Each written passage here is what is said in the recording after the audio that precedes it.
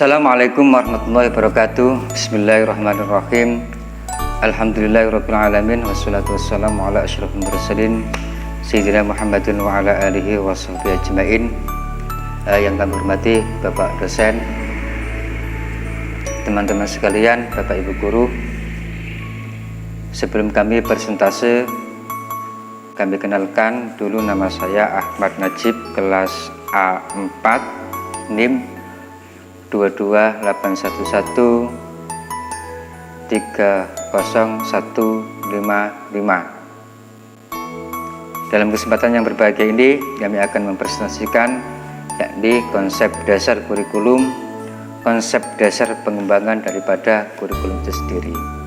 Tapi sebelum itu, kita harus mengetahui apa yang disebut dengan kurikulum.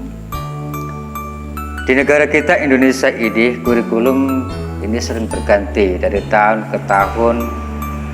Ada pergantian kurikulum. Ada yang disebut dengan kurikulum KTSP, ada yang disebut dengan kurikulum K13, dan saat ini yang akan dipakai, yang akan diterapkan di dalam pendidikan Indonesia ini adalah kurikulum Merdeka. Tapi sebelum itu, marilah kita mengetahui terlebih dahulu apa yang disebut dengan kurikulum. Yang disebut dengan kurikulum adalah proses perencanaan dalam pembelajaran untuk mencapai tujuan pendidikan secara nasional. Jadi proses perencanaan dalam pembelajaran. Kita sebagai ibu, bapak guru, kita harus apa? Harus menyiapkan perencanaan di dalam pembelajaran.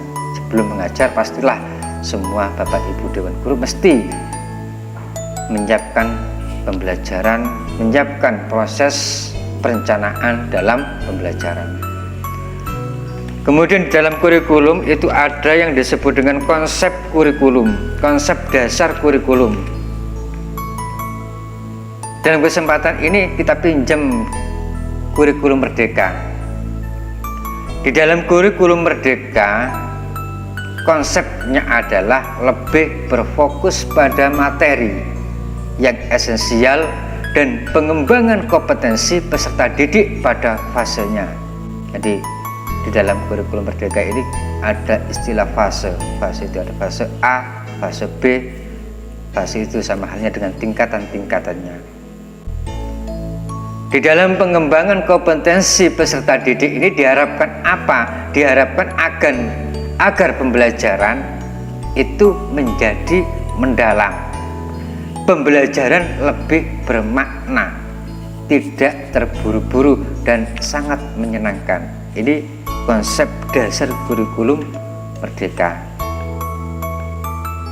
Selain mempunyai konsep dasar seperti itu, kurikulum Merdeka juga mempunyai prinsip pembelajaran.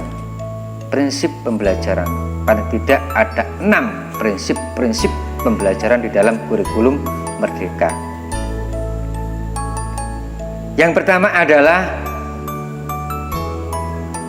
prinsip pembelajaran di kurikulum Merdeka, yaitu yang pertama adalah berorientasi ibadah. Jadi di dalam kurikulum ini kita semua mengajar, yang pertama adalah niatan kita ibadah, mendekatkan diri kepada Allah Subhanahu wa Ta'ala. Ini prinsip pembelajaran yang pertama. Kemudian yang kedua, berorientasi masa depan. Bagaimanakah Bapak Ibu Dewan Guru ini bisa menyiapkan anak-anak saat ini menjadi generasi-generasi yang siap hidup pada generasi-generasi yang akan datang. Bagaimana anak-anak ini sanggup menghadapi tantangan zaman pada generasi-generasi yang akan datang. Ini kita siapkan mulai sekarang. Berorientasi masa depan. Kemudian yang ketiga adalah kontekstual, melibatkan ortu dan mitra. Ini prinsip pembelajaran. Yang keempat adalah sesuai karakteristik pesdik, yakni peserta didik. Yang kelima adalah belajar sepanjang hayat. Kemudian yang keenam adalah pengembangan kompetensi dan karakter holistik. Ini prinsip-prinsip pembelajaran di kurikulum Merdeka. Kemudian selanjutnya adalah konsep dasar pengembangan kurikulum Merdeka. Konsep dasar kurikulum Merdeka, kalau di istilahnya di kurikulum Merdeka, yaitu ada istilah pembelajaran paradigma baru.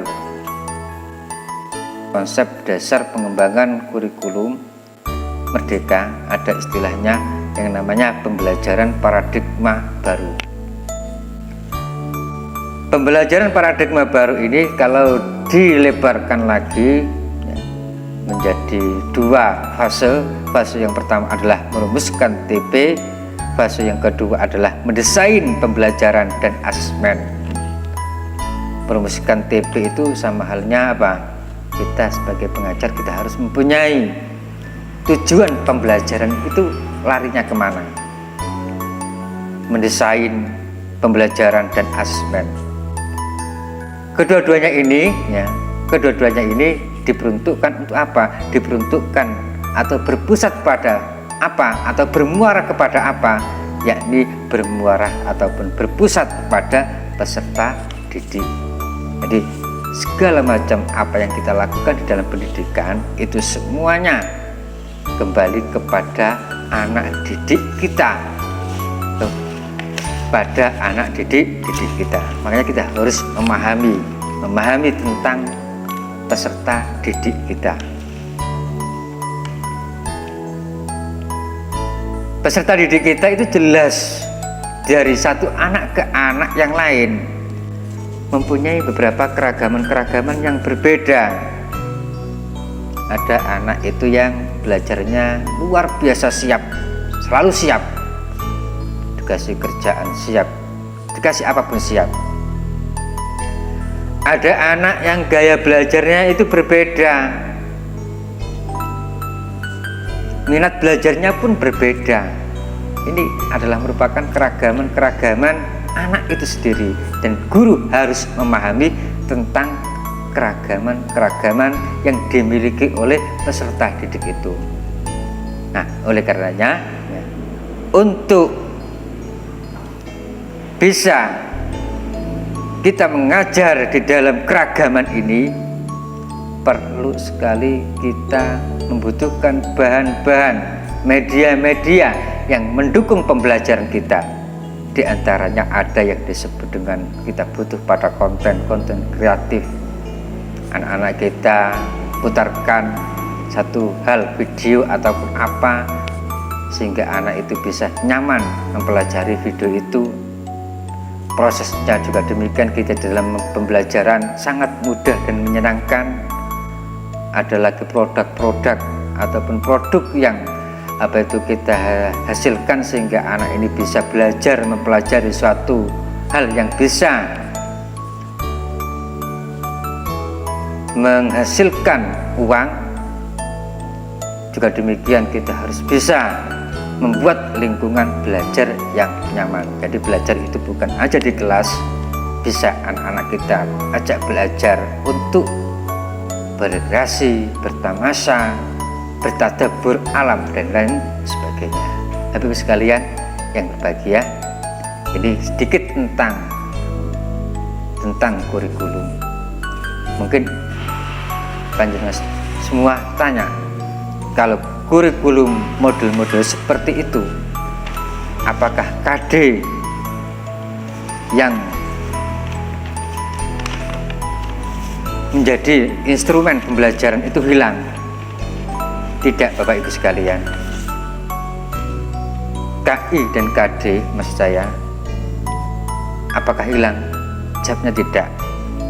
KI dan KD itu nanti akan dilebur menjadi sebuah CP ataupun capaian pembelajaran. Jadi urutan-urutan daripada kurikulum merdeka ada istilah CP, capaian pembelajaran, ada TP, tujuan pembelajaran, dan ada ATP. Bapak Ibu sekalian, demikian sedikit saya sampaikan. Mohon maaf bila ada keliruan. Dan akhiri, Assalamualaikum warahmatullahi wabarakatuh.